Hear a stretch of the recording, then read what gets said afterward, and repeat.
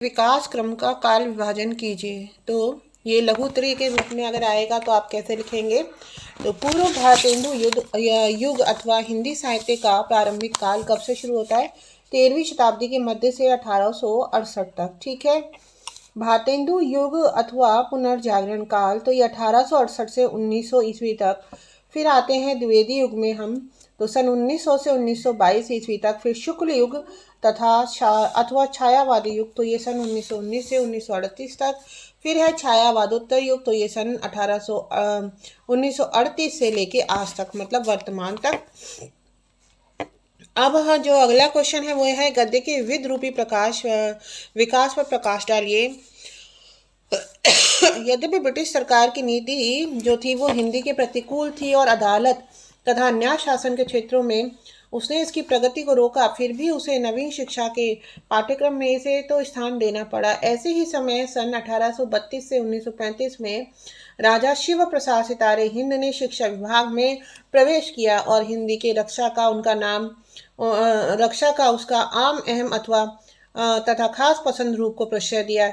इसकी प्रतिक्रिया में राजा लक्ष्मण सिंह 1826 से 36 ने हिंदी और उर्दू को न्यारी न्यारी बोली घोषित किया और अरबी फारसी के शब्दों का प्रयोग किया। वे विशुद्ध हिंदी के पक्षपाती थे। उनके शकुंतला नाटक में इसका रूप देखने को मिलता है।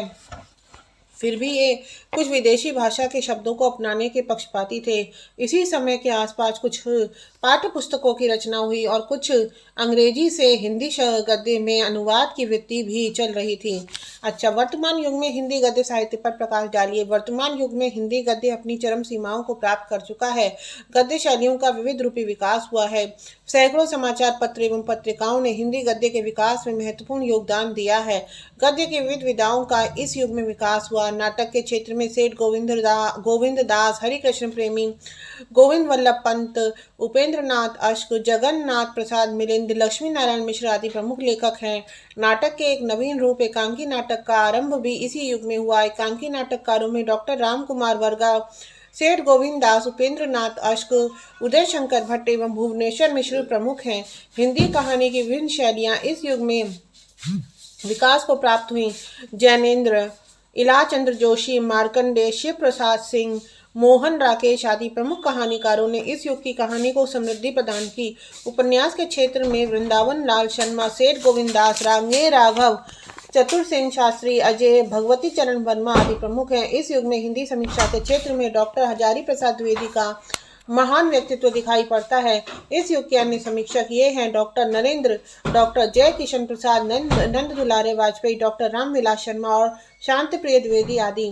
उपन्यास का अर्थ बताइए। उपन्यास शब्द संस्कृत भाषा के उपन्यास शब्द से बना है, जिसका अर्थ है सामने रखना। इस प्रकार मानव जीवन, समाज या इतिहास के यथार्थ सत्य को संवाद एवं दृश्यात्मक घटनाक्रमों पर आधारित चित्रण के माध्यम से पाठकों के सामने रखना अथवा यथार्थ रूप में प्रस्तुत करने वाली विद्या ही उपन्यास कहलाती है। मनोविश्लेषणात्मक उपन्यास का संक्षिप्त परिचय बताइए। विश्लेषणात्मक उपन्यास में बाह्य संघर्ष ने व्यक्ति के अंतर संघर्ष का स्थान ले लिया और उपन्यासकार अनुभूति और कल्पना के बल पर व्यक्ति मानस में होने वाले संघर्षों का चित्रण करने लगा। इस दिशा में फ्रायड, युग, एडलर, स्टेकेल व एलिसा हेवलॉक के सिद्धांत तथा मान्यताएं हिंदी उपन्यासकारों की पथ प्रदर्शक बनी। इस धारा के प्रमुख उपन्यासकार हैं इलाचंद्र जोशी। प्रेम और छाया, सन्यासी, पर्दे की रानी, मुक्तिपथ, ये इलाचंद्र जोशी जी के उपन्यास हैं। भगवती चरण शर्मा, चित्रलेखा, टेढ़े मेढ़े रास्ते, आखिरी दांव। अच्छा, अज्ञेय जी की क्या क्या कहा वो है? लिख। शेखर, एक जीवनी, नदी के द्वीप। ये उपन्यास अज्ञेय जी के हैं। कौन से? शेखर, एक जीवनी, नदी के द्वीप। ज्ञानेन्द्र जी के क्या है? परख, सुनीता, त्यागपत्र, कल्याणी। और डॉक्टर देवराज, पथ की खोज, बाहर भीतर, अज्ञेय की डायरी। धर्मवीर भारती ने क्या क्या लिखा है? गुनाहों का देवता, दूर, सूरज का सातवां घोड़ा। प्रभाकर माचवे, नरेश मेहता प्रमुख हैं। ठीक है। अच्छा, अगला टॉपिक है, संक्षिप्त में आपको लिखने को आया, आंचलिक उपन्यासों के बारे में। ठीक है।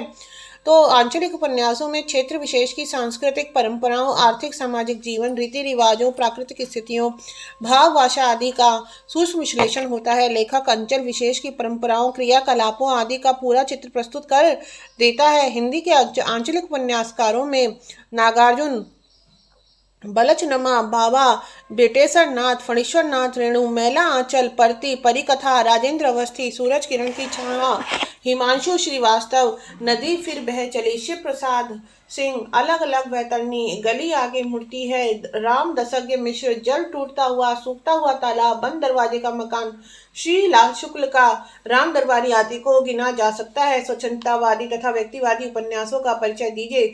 स्वच्छंदतावादी उपन्यास स्वच्छंदतावादी कल्पना प्रियता भावावेग आदर्श प्रणय सौंदर्य प्रियतम प्रकृति प्रेम विचित्रता रहस्य प्रियता अलौकिकता आदि सभी तत्व अमृतलाल नागर महाकाल सुहाग के नुपुर आचार्य प्रसाद द्विवेदी बाण भट्ट की आत्मकथा प्रसाद तितली निराला अप्सरा अलका भगवती चरण वर्मा चित्रलेखा आदि में विद्यमान है।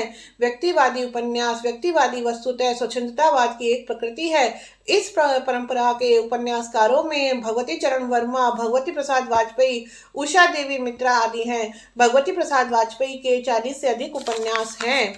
तो एक टॉपिक और करा देती हूँ मैं, ठीक है। फिर है यथार्थवादी उपन्यास का संक्षिप्त विवरण दीजिए। तो यथार्थवादी उपन्यास जो है साम्यवादी या यथार्थवादी उपन्यासकारों में यशपाल दादा काम के उपन्यास क्या क्या हैं? दादा कामरेड झूठा सच मनुष्य के रूप मनमथनाथ गुप्त अवसान नागार्जुन रतिनाथ की चाची बलचनमा बाबा बटेश्वर नाथ वरुण के बेटे रांगे राघव मुर्दों का टीला उल्लेखनीय है। ऐतिहासिक उपन्यास पूर्व प्रेमचंद युग में जो ऐतिहासिक उपन्यास मिलते हैं वे केवल इतिहास नामधारी उपन्यास हैं। इस क्षेत्र में वृंदावन लाल वर्मा मृगनयनी गढ़कुंडार विराट की पद्मिनी कचनार हजारी प्रसाद द्विवेदी बाण भट्ट की आत्मकथा चतुर्सेन शास्त्री वैशाली की नगर वधु राहुल सांस्कृतयन सिंह सेनापति रांगे राघव मुर्दों का टीला यशपाल अमिता शिव प्रसाद रुद्र बहती गंगा आदि उल्लेखनीय है। धन्यवाद। अगर आपको ये मेरी वीडियोस यूज़फुल लग रही हो तो लाइक और सब्सक्राइब और शेयर करें ताकि जो दूर तक नीडी बच्चा है वहाँ तक मेरी ये वीडियोस पहुँचे। Thank you. और मेरे चैनल को लाइक सब्सक्राइब करें शेयर करें ज़्यादा से ज़्यादा।